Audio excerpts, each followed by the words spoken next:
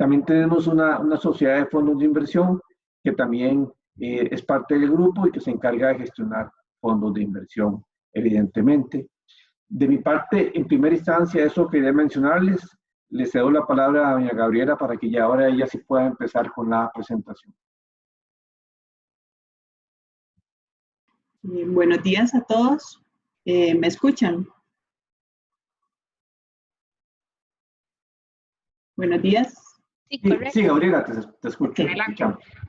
Bueno, muchas gracias por la oportunidad. Y como no podemos iniciar esta charla sin antes ver el panorama de lo que nos tiene actualmente en esta situación, que es el tema del contagio, la cantidad de casos. Estos datos fueron tomados al día lunes.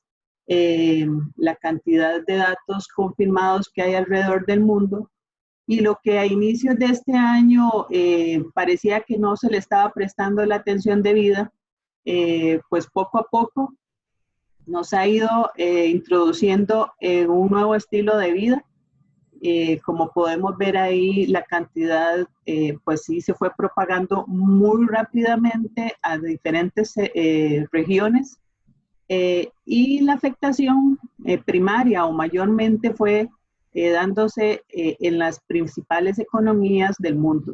Entonces, a partir de ahí fue que el mundo empezó a tomarle la importancia debida a este tema, hasta que se convirtió en una pandemia y evidentemente ya empezaron a suscitar muchas estimaciones de, bueno, cuánto iba a representar el daño a nivel económico en las diferentes regiones y países. Y bueno, esto nos ha llevado a un contexto bastante difícil. Sabemos que la incertidumbre sobre el tema de la propagación o el control de la pandemia es incierta y es persistente. Es decir, nadie sabe a ciencia cierta si efectivamente vamos a durar un trimestre, 2 meses, llevarnos todo el año en el tema de controlar la pandemia y de que esto permita la reapertura de las diferentes economías. Hay que tener claridad en que se trata de una crisis que no tiene precedentes, sin lugar a dudas. El mundo ha vivido otros momentos difíciles, pero no a este nivel que lo estamos viviendo actualmente. Y efectivamente nos tomó muy poco tiempo para darnos cuenta que el mundo cambió radicalmente. Estamos hablando de que posiblemente a mediados de febrero fue cuando empezamos a notar que las diferentes economías se fueron apagando, ya sea parcialmente o en algunos casos totalmente. 17,000. Entonces, dicho esto, se han venido dando diferentes estimaciones que yo sé que más de uno de ustedes ya las ha visto, pero es importante partir de estas estimaciones para ver el posible impacto que puedan tener en las diferentes economías y especialmente en los mercados financieros. El Fondo Monetario Internacional, a raíz de toda esta crisis, no había emitido un comunicado oficial en cuanto a sus estimaciones de crecimiento económico, pero sí lo hizo recientemente. Y las estimaciones, pues evidentemente son bastante negativas. Ahí podemos ver cómo se hace una distinción por región, principalmente porque cada una de ellas tiene su complejidad diferente. A nivel global, el crecimiento económico para el 2019 cerró en 2.9%. El pronóstico para este año es una contracción alrededor del 3%, pero sí con un repunte de un 5.8%, casi un 6% para el 2021. ¿De qué depende estas estimaciones? Bueno, el Fondo Monetario Internacional está basado en un escenario en el que el supuesto es que las diferentes economías empiezan gradualmente a reactivarse a partir de un control de la pandemia en este segundo trimestre. Podría ser a partir de junio, cuando se empiezan a liberar un poco las actividades económicas que hoy por hoy pues están en confinamiento y que ya sabemos que Esta apertura debería ir siendo gradual, de tal manera que permita que para finales del trimestre podamos tal vez no volver a la normalidad completa, pero por lo menos ir liberando un poco de la actividad económica. Es importante mencionar que acá en las economías avanzadas, como podemos ver en el gráfico, en realidad para el 2020 el pronóstico es bastante pesimista, donde se espera una contracción de casi un 6% en este sector de estas economías avanzadas. Más adelante vamos a ver por qué es importante para Costa Rica. Obviamente, acá se ubican nuestros principales socios económicos, entonces es importante tomarlo en consideración. A nivel de países emergentes, podemos ver que la contracción quizás no es tan severa, pero principalmente se debe al tema de China. Ahí se ubica la economía china, como podemos ver acá, donde se espera que crezca, o sea, sería la única economía que no entre en una recesión, pero que sí, su crecimiento va a ser bastante modesto. Recordemos que el crecimiento de China venía aproximadamente cercano al 7%, entonces sí es una reducción considerable si lo vemos desde ese punto de vista. Otro de los países con mayor afectación sería Estados Unidos, con una contracción económica de casi un 6%, y para América Latina vemos acá una contracción en general de casi un 5% en el crecimiento económico, donde destacan economías consideradas de las más fuertes a nivel latinoamericano, como podría ser Brasil, México y Colombia, con una contracción menor. Todo esto es importante porque para nosotros, como les mencionaba anteriormente, son nuestros compradores directos de nuestras exportaciones y a la vez también fungen como nuestros principales proveedores en el caso de las importaciones. Y bueno, algunos datos que ya han venido saliendo reflejan un poco estas proyecciones o estas estimaciones. En el caso de la zona euro podemos ver cómo ya los datos reflejan esa contracción que se está previendo. Los datos más recientes demuestran que la actividad económica o la producción de esa zona tuvo una contracción alrededor del 3%. En el caso de China, para el primer trimestre, la revisión de este año, la contracción es casi de un 7%. Entonces, como les decía, en el primer trimestre, en el caso de China, casi que revertió todo el crecimiento que había tenido en el 2019. En el caso de Estados Unidos, el dato más reciente, acá podemos observar cómo la contracción casi de un 5% se asemeja, o la última vez que vimos una contracción similar fue en el periodo 2008-2009, cuando se da la crisis financiera. Entonces, antes de eso habíamos observar, sí, con algunas contracciones ligeras, pero no en la misma proporción que se está dando actualmente. Entonces, de ahí es importante, bueno, que se le da un seguimiento diario a la evolución de la pandemia sin lugar a dudas, pero también es importante destacar que esto ha obligado a los diferentes bancos centrales y a los diferentes gobiernos, claramente cada uno según sus posibilidades, a tomar decisiones ante un escenario que es inédito, que ha conllevado a decisiones también inéditas. Entonces, evidentemente, ante toda esta situación, los mercados financieros también reaccionan y lo vamos a ir viendo poco a poco.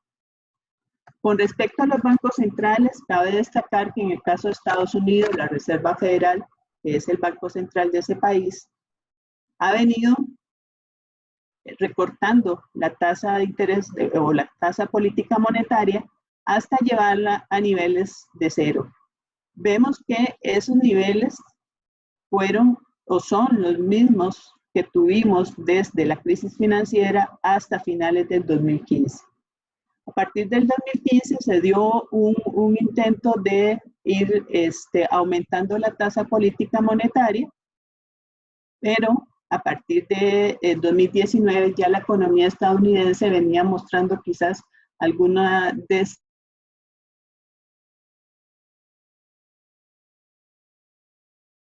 economía mundial.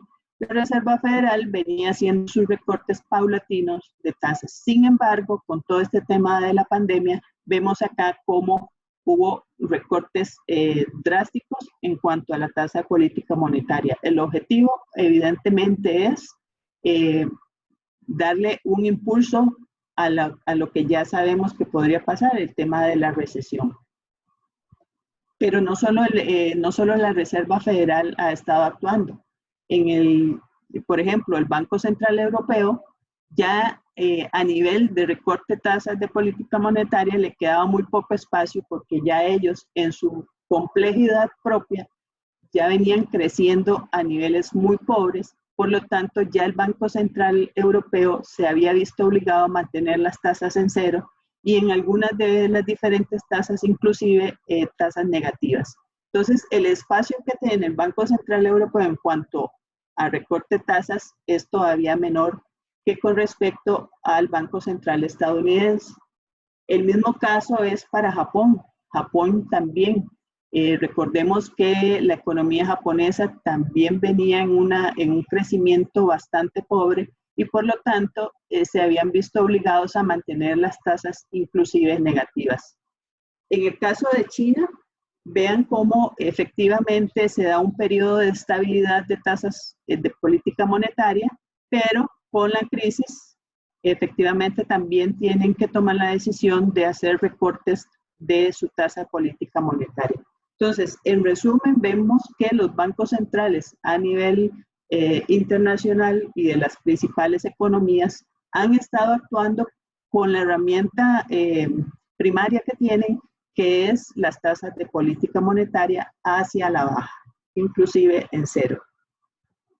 Pero no solo eso han estado haciendo, sino que también se han visto obligados a darle impulso a la economía a través de liquidez. Liquidez que lo están realizando comprando activos para poder brindar esos recursos necesarios para diferentes sectores económicos que se han visto comprometidos, algunos más, algunos menos, pero en general se necesita un apoyo económico para poder reactivar poco a poco, o por lo menos que el daño no sea tan profundo como que podría ser. Aquí vemos cómo los diferentes bancos centrales, como es la Reserva Federal, el Banco Central Europeo, el de Japón, inclusive el de Canadá, han estado haciendo compras de diferentes activos.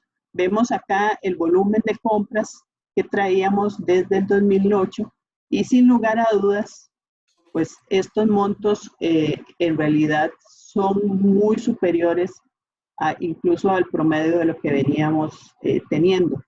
Recordemos que cada economía, insisto, tiene su particularidad y sus necesidades, pero en general la actuación ha sido muy consensuada y muy quizás al mismo tiempo para tratar de mitigar un poco los efectos negativos que va a tener esta pandemia.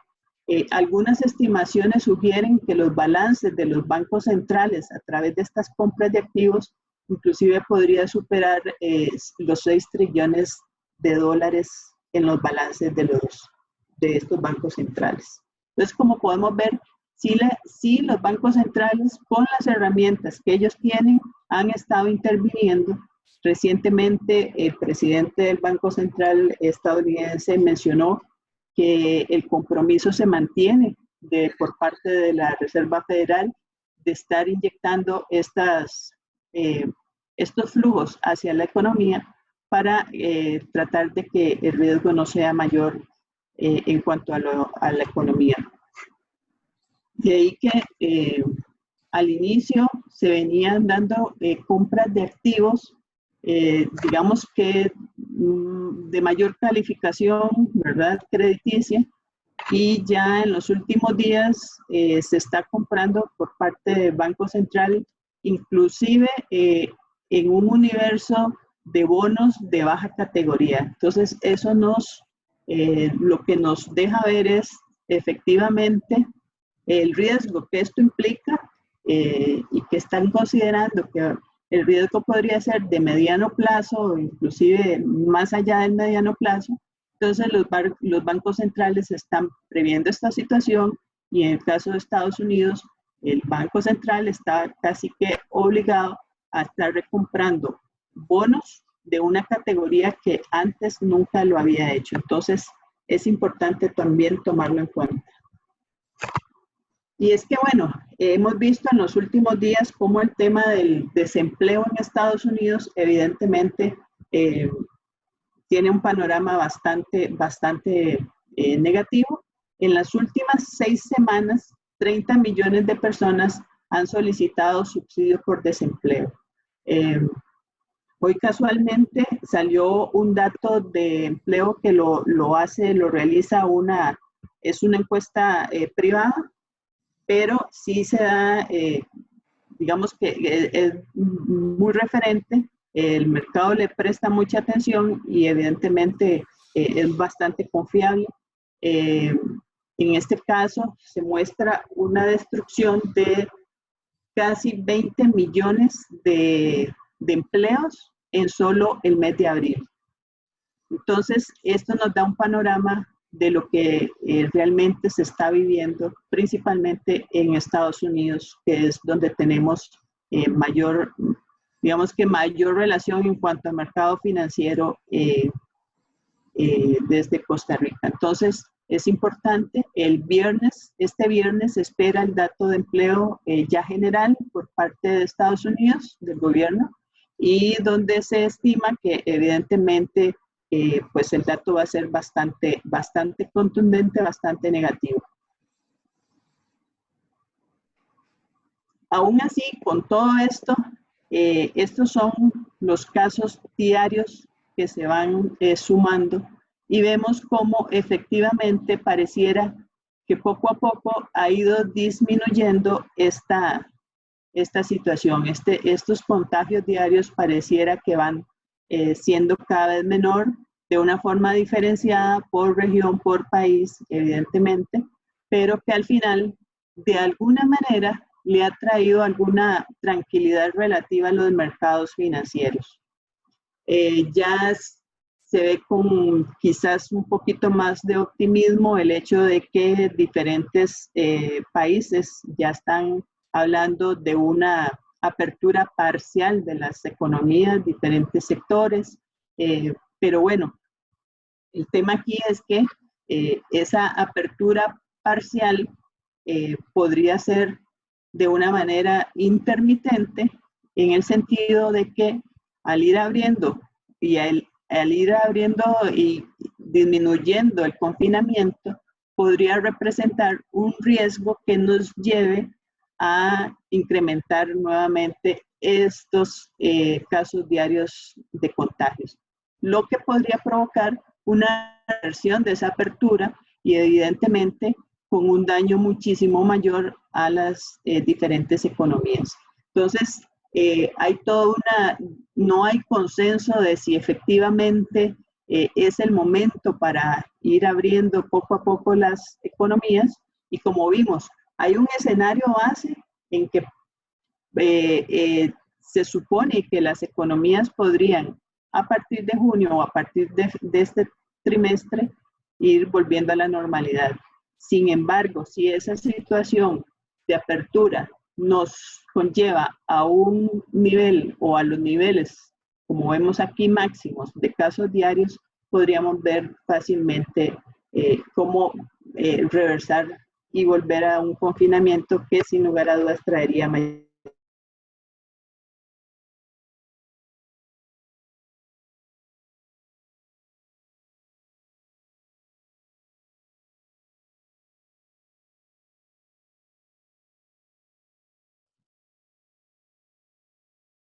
Gabriela, no sé si me escuchás.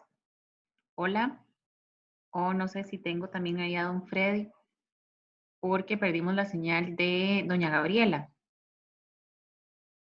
Sí, yo sí estoy acá. No sé qué habrá pasado con Gabriela. A veces pasa que por el tema de la conexión se vuelve como Sí, intermitente. sí, Entonces, exactamente. Vamos a ver. El tema es que ella tiene el control de la presentación, no lo tengo yo, ¿verdad? voy a buscarla. Yo también yo la puedo llamar al celular mientras. Un segundo. Mientras tanto, exacto, permítame un Sí, yo momento la y llamo. vamos a hacer una pausa en la charla porque sí perdimos la conexión con Sí. doña Gabriela. Tal vez si nos permite Sí. un momento a los participantes.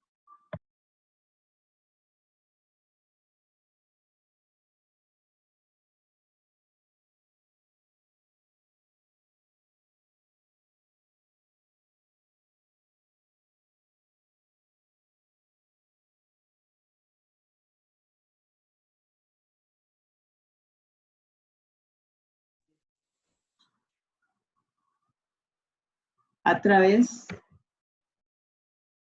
¿Aló? Gaby, es que se perdió la conexión. Ajá. Ahora sí me escuchan. Ahora sí te escuchamos perfecto. Si ¿Hasta dónde me escucharon para devolverme? tal vez si proyectan la presentación. Proyectarlo, ahí yo te comento, Gaby. Más o menos 2 diapositivas son más o menos, pero dale para verla. Proyectarla tal vez, compartirla. Vamos a ver. Ahí la ven, la presentación. No, tú que tienes que cerrarla otra vez y abrirla para que se proyecte. Ok. Vamos a ver.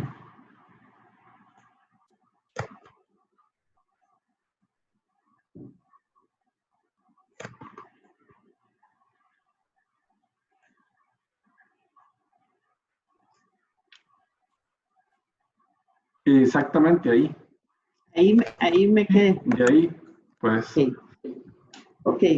Les mencionaba que a partir de que se ha venido teniendo una disminución en el tema de los casos positivos diarios, ha venido trayendo alguna tranquilidad a los mercados financieros, más recientemente con pues la esperanza de que este nuevo producto Remdesivir, que ya fue aprobado por la FDA, pudiera traer alguna, digamos que alguna respuesta para esos casos más complicados.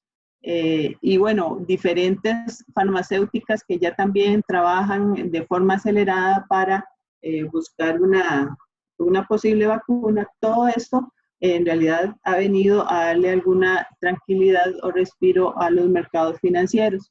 Les mencionaba que a mediados de marzo tuvimos un pico de volatilidad, de alta volatilidad, que se puede ver efectivamente acá, donde superamos los niveles de volatilidad que se tuvo en el 2008-2009.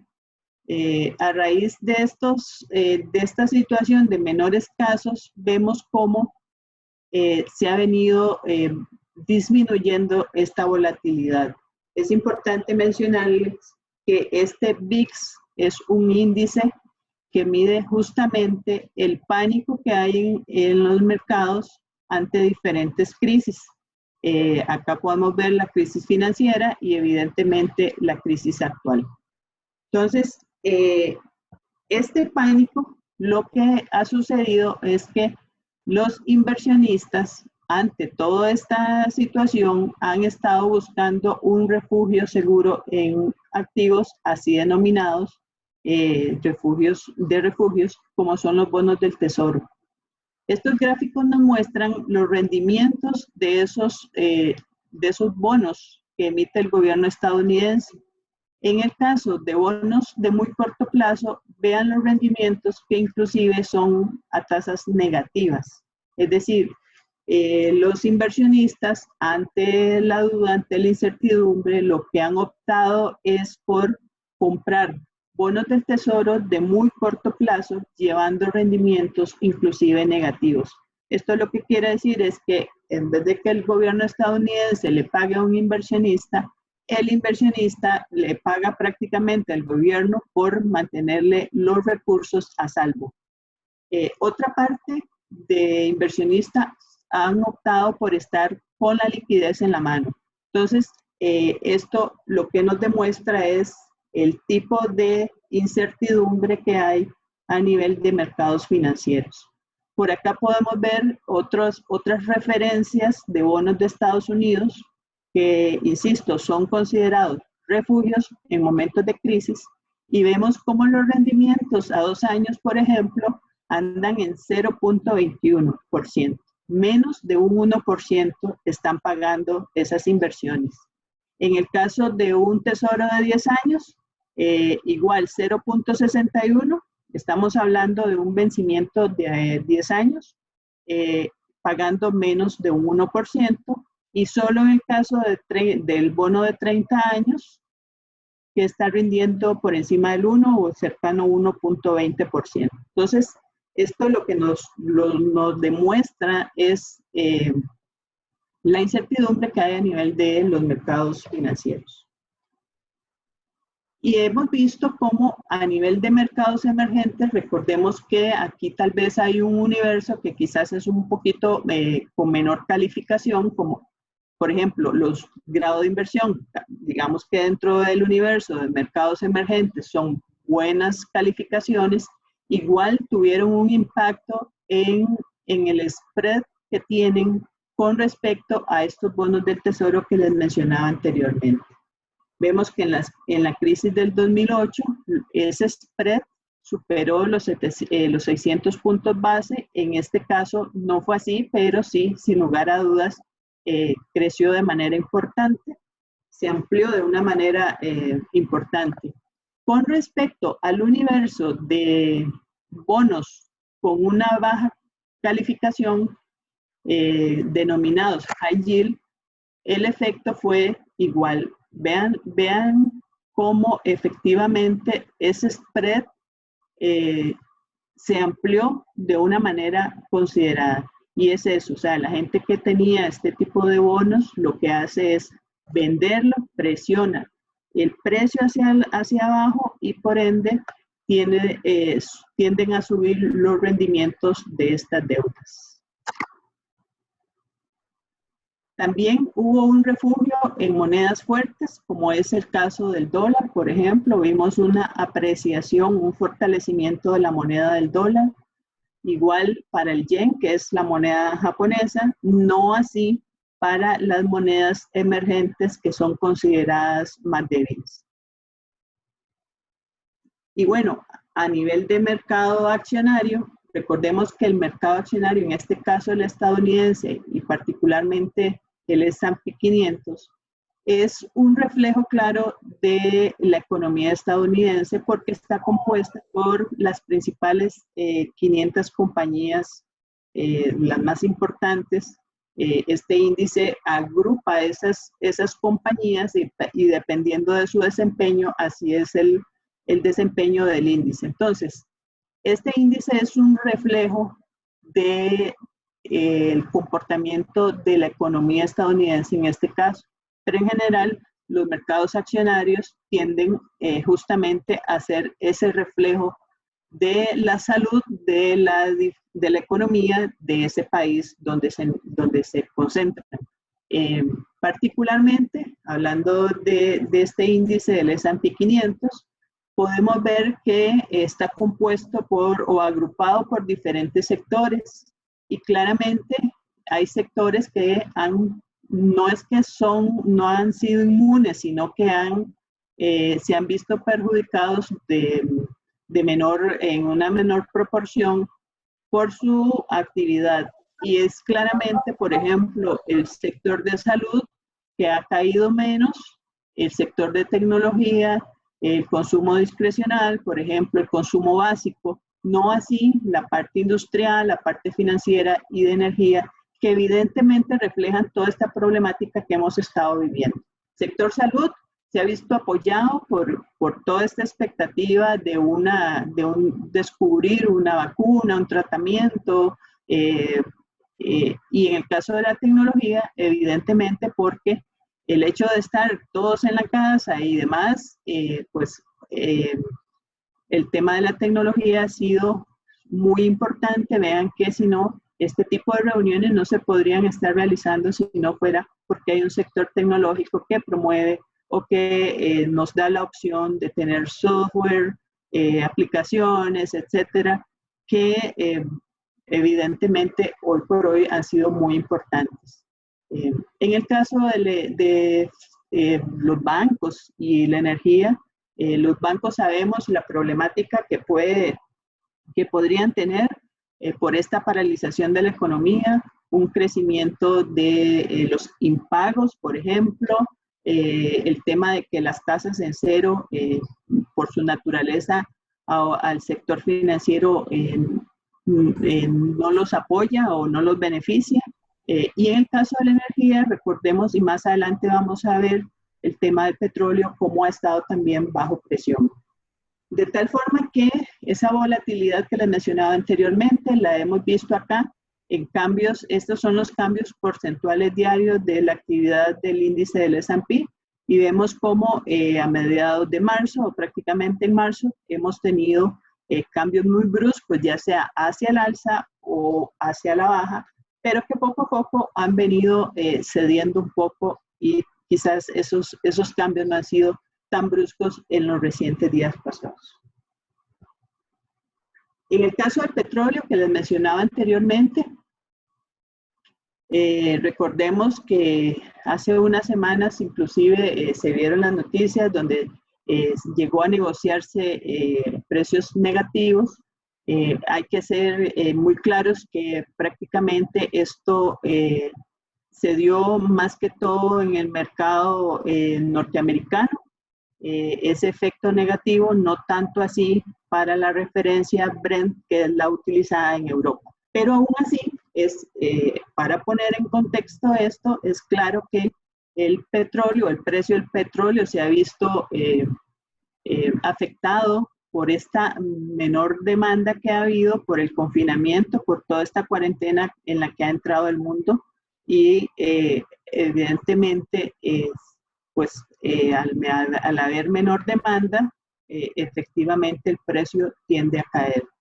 Lo vimos en negativo, pero como les mencionaba, ha sido un caso muy particular del mercado norteamericano, que se ha visto muy comprometido en el sentido de ese recorte de la demanda y en poca capacidad de almacenamiento, dado que la producción ha continuado en los mismos niveles de antes del confinamiento.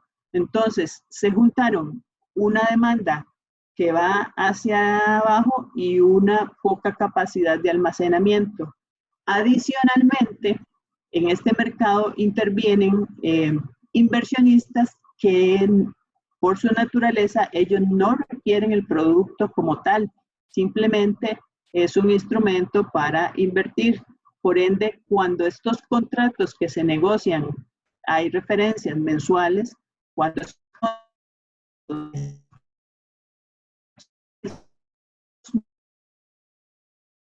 renovar esos contratos con tal de que no les entreguen el producto, porque ellos, ese no es el fin de ellos, no es el objetivo.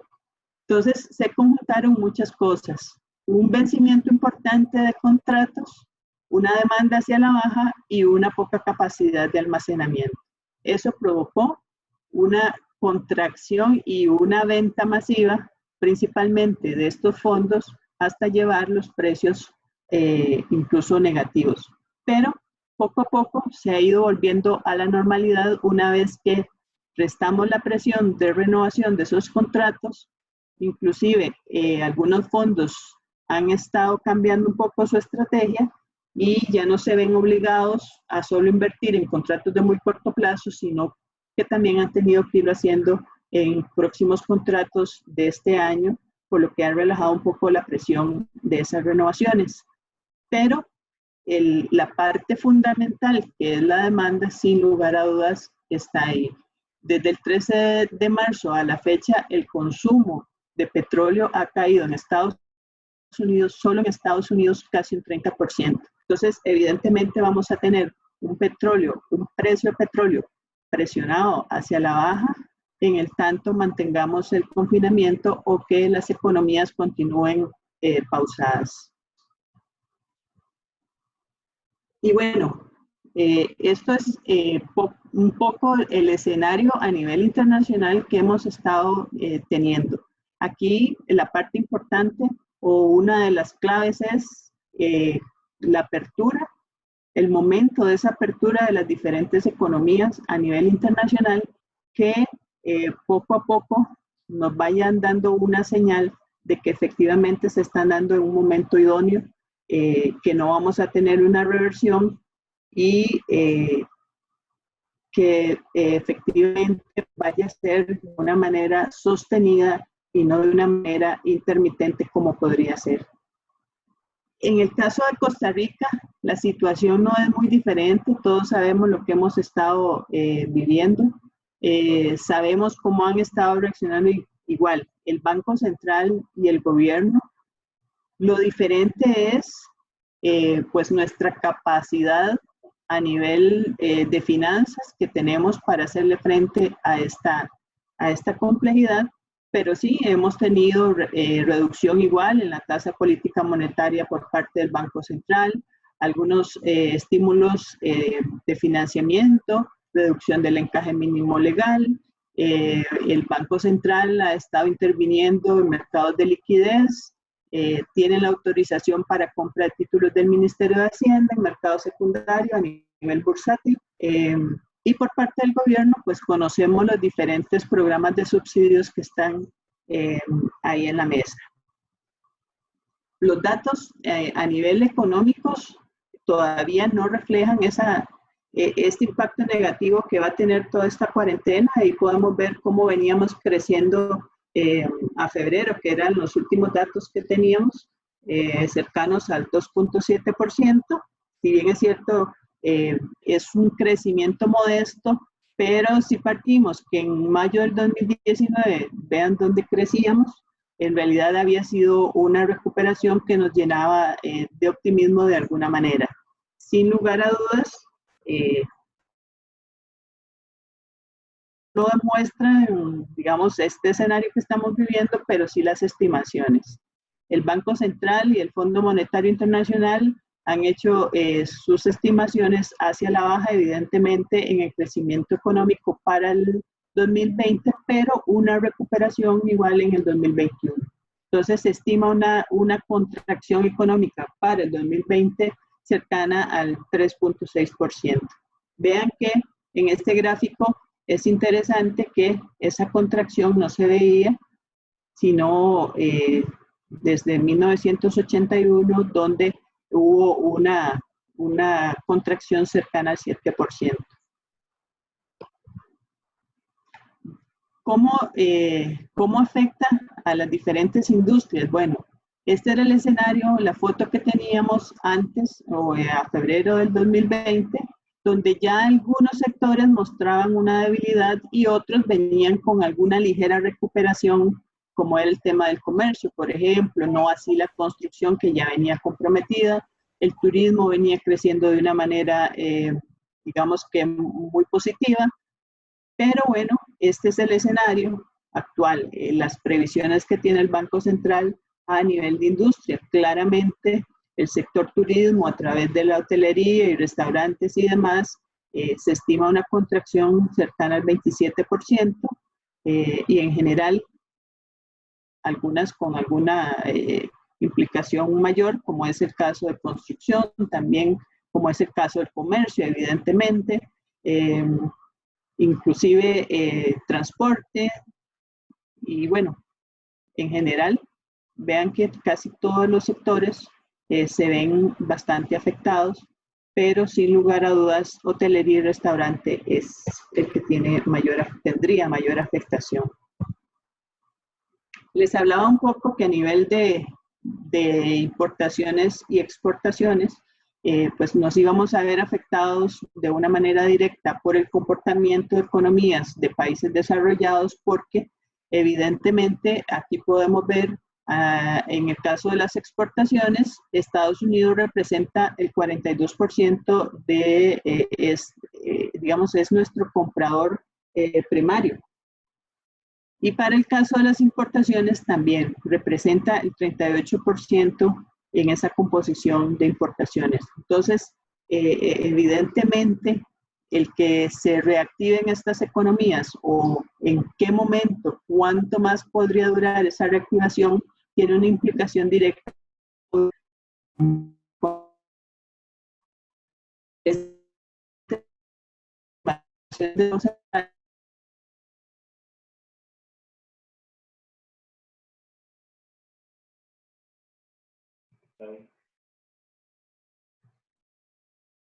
Bueno, otra vez volvimos a perder a Gabriela, seguro la conexión a internet le está generando problemas.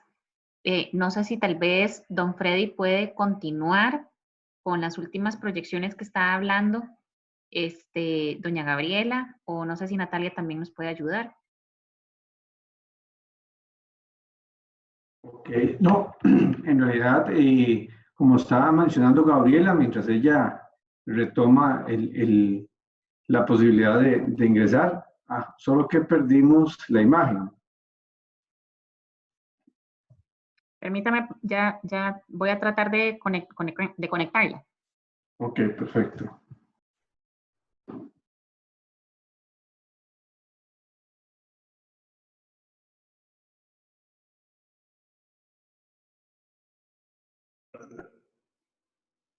Una pregunta, ¿esta presentación se puede bajar de algún lugar? ¿Se puede obtener la presentación? Sí, sí, señor.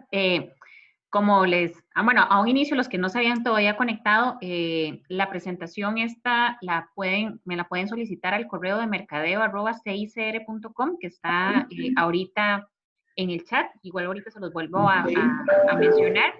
Y además, también se está grabando. Entonces, una vez que finalicemos la charla, yo el link de la grabación lo voy a compartir en redes sociales, o igual también, sí, aquí la escuchamos, Gabriela.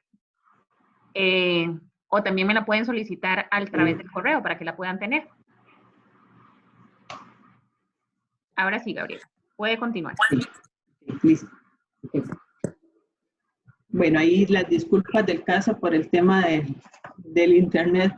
Les mencionaba la importancia que tienen las diferentes economías para tanto nuestro sector exportador como para las importaciones.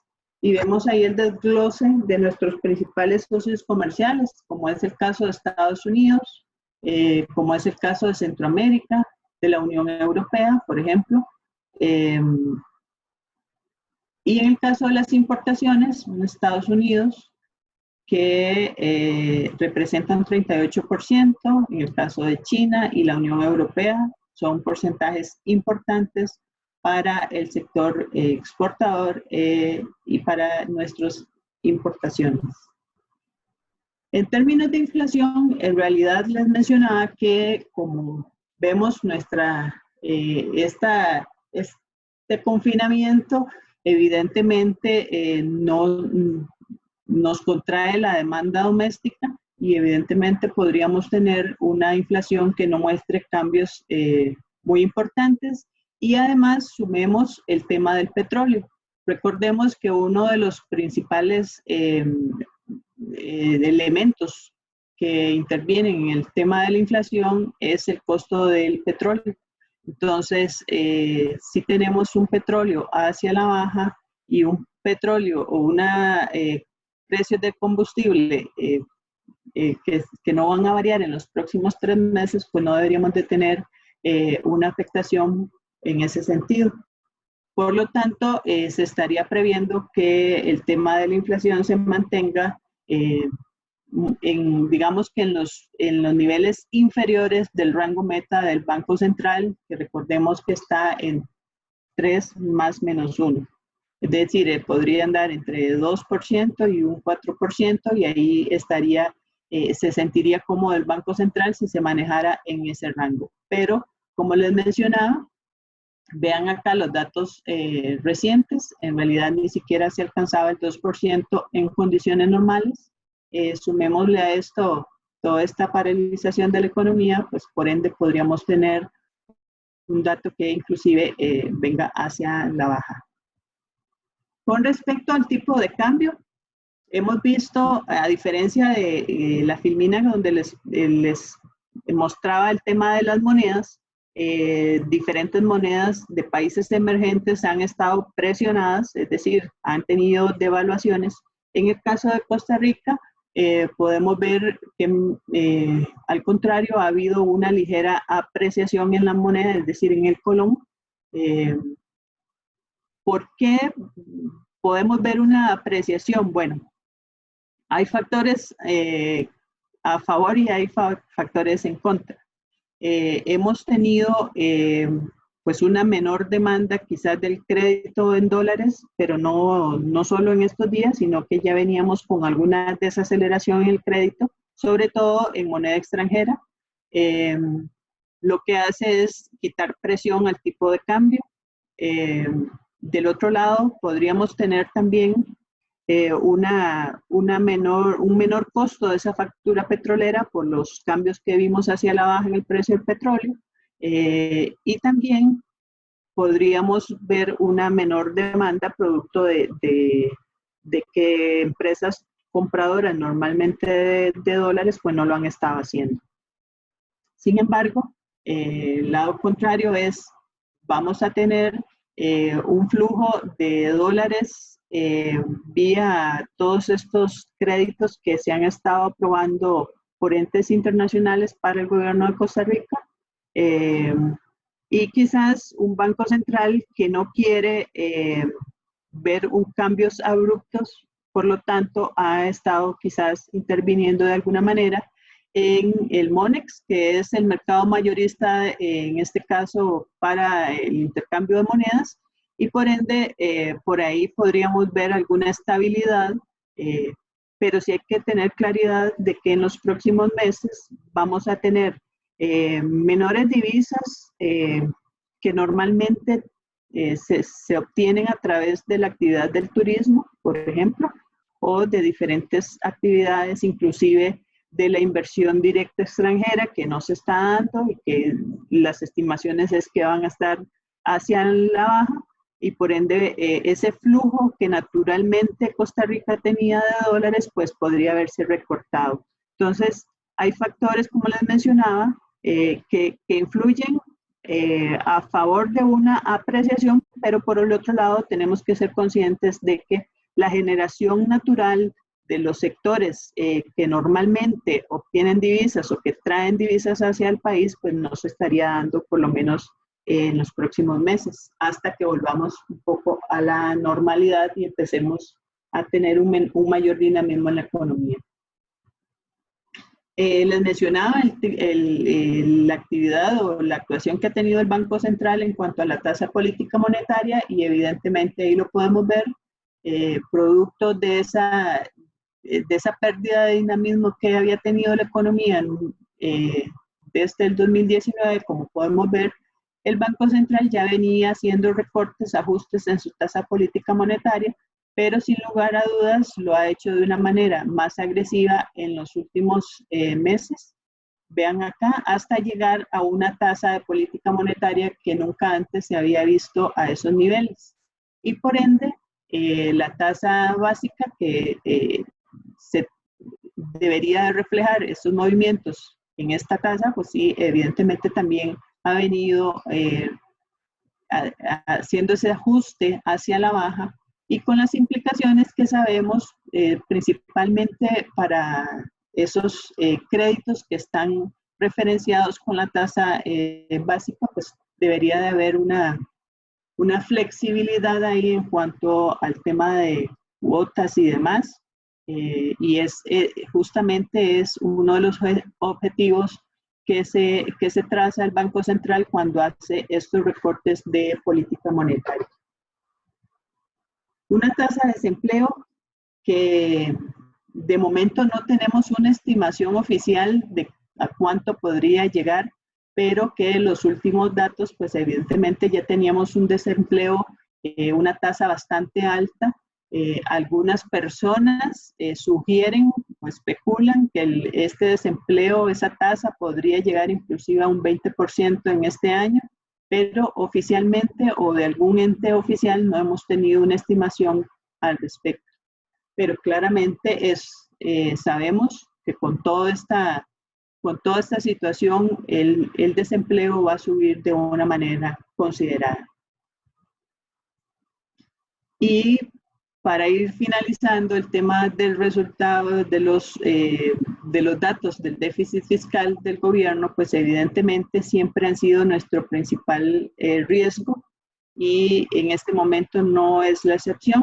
Veníamos mostrando alguna mejora con respecto a los datos del 2019, producto de que sí se estaba dando un aumento quizás limitado pero aumento al final de cuentas de los ingresos del gobierno, que llevó a que hubiese un superávit primario o que se recortara ese déficit primario con relación al 2019. Sin embargo, recordemos que uno de los principales detonantes de este déficit es el costo de la deuda, ese costo financiero que tiene el gobierno por parte de la deuda que emite y que pesa mucho cuando ya se suma al déficit total. Entonces, sí veníamos mostrando una leve mejoría y había mucho optimismo porque ya el plan fiscal aprobado pues se iba a implementar todo este año, por lo tanto iba a haber algún margen para que este dato mejorara, pero obviamente con las implicaciones que tenemos de esta pandemia, pues la estimación del Ministerio de Hacienda es que vamos a tener ya no un déficit que alcance el 6.2%, sino que podríamos tener un déficit aún mayor, y aquí podemos verlo claramente en el desglose que ellos hacen o hicieron recientemente en esta publicación. Vemos que pasamos de tener un déficit o un pronóstico de déficit para este año de 6% a un poco más de 8% para el 2020. Y este 8% o 8.6% va mucho de la mano de diferentes elementos que se están planteando. Es decir, este escenario contempla varios elementos que todavía no todos están resueltos y no todos están aprobados, porque depende mucho de algunas propuestas que están en la Asamblea Legislativa que no necesariamente se tiene la certeza de que vayan a ser aprobados o que vayan a ser aprobados tal cual se enviaron al Congreso. Entonces, digamos que un escenario intermedio, ese déficit fiscal lo podríamos ver en estos niveles de 8.6%. Es importante aquí mencionar, bueno, cuáles son los desembolsos que ha estado haciendo recientemente Hacienda y evidentemente esto obligados por la situación y algunos proyectos que, como les mencionaba, están ahí en la mesa para ser analizados por el Congreso. En algunos casos ya han sido aprobados algunos, en otros no. Lo cierto es que el gobierno está obligado o ha hecho y hará algunas transferencias considerables para sectores con la caja, que lleva el pago de la deuda que tiene el gobierno con la caja, subsidios que ya sabemos, programas de subsidios que están ya implementándose, y en un escenario de menores ingresos por todo este confinamiento que estamos viviendo y por lo que ya sabemos que la actividad económica está casi que paralizada. Entonces, tenemos un gobierno que tiene que hacer desembolsos importantes, pero con menores ingresos. De ahí que la aprobación de diferentes créditos internacionales vienen a solventar un poco la situación del gobierno. Más adelante vamos a verlo con detalle. y algunos proyectos que ya algunos han sido aprobados, como es el tema de los combustibles que les mencionaba anteriormente, fijar un precio y bueno, ese ahorro que podría darse por la caída de los precios es el que el gobierno podría estar echando mano para implementarlo en estos programas de subsidios. Un aporte del INSS igual, que todavía no está definido, y tomar recursos de Fonatel, que tampoco está muy definido, pero todos esos elementos están incluidos en este 8.6%. Así que de no darse alguno de estos, posiblemente podríamos ver un déficit que supere esa cifra. En cuanto a las necesidades de financiamiento, aquí podemos ver el desglose o lo proyectado por Hacienda en este caso, y vemos cómo efectivamente ahí depende vemos ahí 1.79% que ya está en manos del Banco Central o de Hacienda en este caso. Recursos externos que igual ya se han dado, inclusive había un saldo ahí a favor de la venta que habían hecho, la última venta de eurobonos. Entonces esta es la posición actual del gobierno y a partir de acá es lo que se estima que se va a estar dando o se va a estar negociando con diferentes entes. Entonces, recordemos que recientemente el Fondo Monetario Internacional también aprobó los 504 millones, que lo vemos por acá, y estarían pendientes otros solicitudes de préstamos que tengan ahí con otros entes internacionales. De tal forma que del mercado interno, el gobierno central requerirá para todo el 2020 aproximadamente 2 billones o 2.099 millones de dólares. Y esta deuda representaría todo este financiamiento un 12.45% del Producto Interno Bruto de Costa Rica. Ese es el escenario o las finanzas que el Ministerio de Hacienda está proyectando para el 2020 para poder salir adelante de toda esta situación. La buena noticia es que estos entes internacionales están, digamos, viendo con buenos ojos y dándole un voto de confianza a Costa Rica y pues ese acceso a esos recursos no ha sido tan difícil como se ha estado dando quizás para otros países. También la buena noticia es que evidentemente pues gozamos de alguna confianza por parte de estos entes internacionales y también de que se han estado, nuestra posición actual en cuanto al manejo de la pandemia y demás, de alguna manera también nos ha dado esa facilidad. Por otro lado,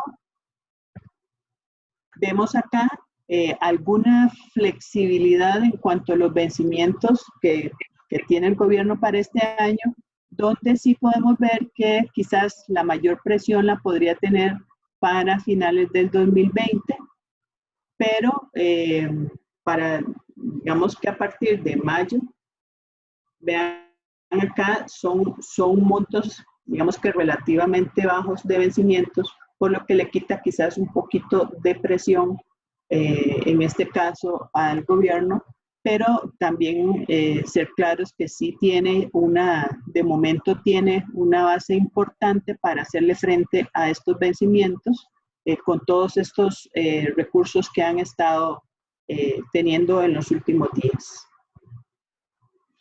Y para ir finalizando, sí el mercado, nuestro mercado local bursátil, en cuanto al tema de bonos y rendimientos, sí ha tenido una afectación. Ahí podemos ver, esta es una curva de rendimientos de bonos en colones, principalmente emitidos por el gobierno, donde vemos que sí ha habido un desplazamiento de esos rendimientos, es decir, la gente sí ha vendido parte de esos bonos, por lo que el precio tiende hacia la baja y los rendimientos tienden a subir un poco. Entonces, sí, como vimos en la parte internacional, esa venta que hubo de personas, inversionistas, buscando cómo mantenerse con liquidez o bien quedarse más en el corto plazo, también lo hemos visto en mercado secundario. Y en la parte en dólares, vean que también ese desplazamiento ha sido muchísimo más abierto, es decir, sí ha habido mayor afectación en los rendimientos de bonos emitidos en moneda de dólares. Entonces, aquí vemos como si esta abertura aquí es muchísimo mayor para los dólares, los bonos emitidos en dólares. Entonces, en general, en conclusiones, pues sí hemos visto cómo el mundo ha cambiado drásticamente en muy poco tiempo.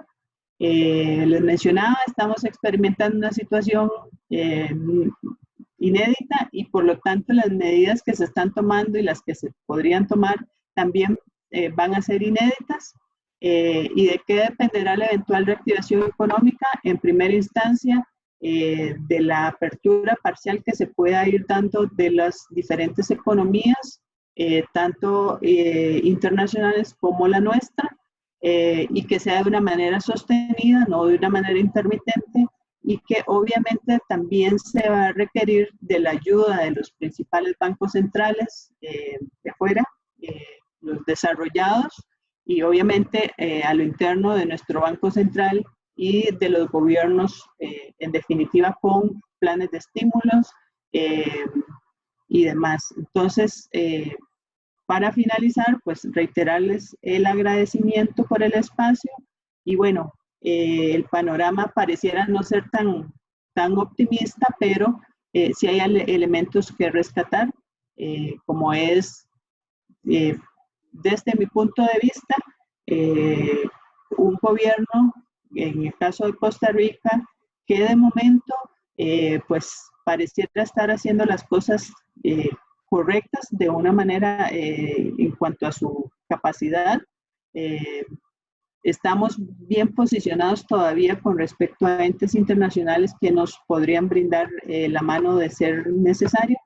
Y sobre todo, dependerá mucho para los diferentes sectores de la capacidad que tengamos de ahora en adelante de reinventar cada uno de nuestros negocios para poder ir saliendo de toda esta situación.